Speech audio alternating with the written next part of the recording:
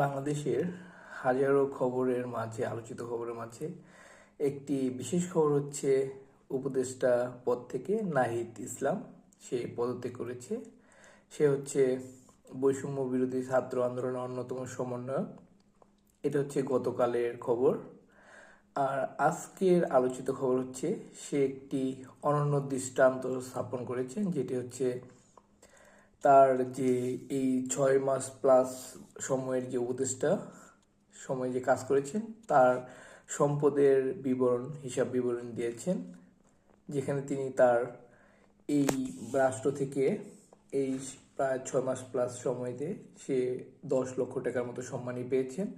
সেটা তিনি তার স্ট্যাটাসের মাধ্যমে এবং ব্যাংকের যে স্টেটমেন্টের মাধ্যমে সে প্রকাশ করেছে।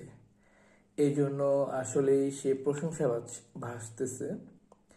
বাংলাদেশের আপামর জনগণ যারা দেশকে ভালোবাসে তারা তাকে প্রচণ্ড রকমের প্রশংসা করছে। সে আমার অবশ্যই বয়সে ছোট হবে, তারপরও তাকে সেলুট। সে একটি অনন্য দৃষ্টান্ত স্থাপন করলো। তার এই সরকারি দায়িত্বপ্রাপ্ত সময়টুকুর মধ্যে তার যে সম্পদের আগের এবং পরের সেই হিসাব বিবরণী দিয়েছেন।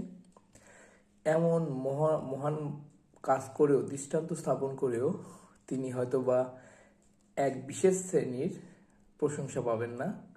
তাকে প্রশংসা করতে কার্পণ্য করবেন। আর তারা হচ্ছেন তার কারণে যাদের নেতা নেত্রীরা এই 6-7 মাসে অন্তত হাজার হাজার কোটি টাকা থেকে আয় করা থেকে বঞ্চিত হলেন।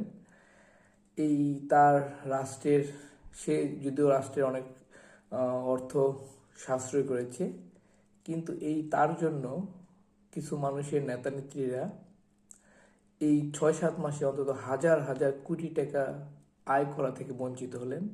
তারা অবশ্যই তাকে ভুলেও প্রশংসা করতে পারবেন না, কারণ তারা তো তাদের ক্ষতি করেছে। তো তারপরেও আমরা এই ধরনের যারা নেতৃত্ব দিবেন তাদেরকে অবশ্যই ধন্যবাদ, কৃতজ্ঞতা জানাবো, কারণ সে একটি উজ্জ্বল দৃষ্টান্ত স্থাপন করলেন। ধন্যবাদ সবাইকে।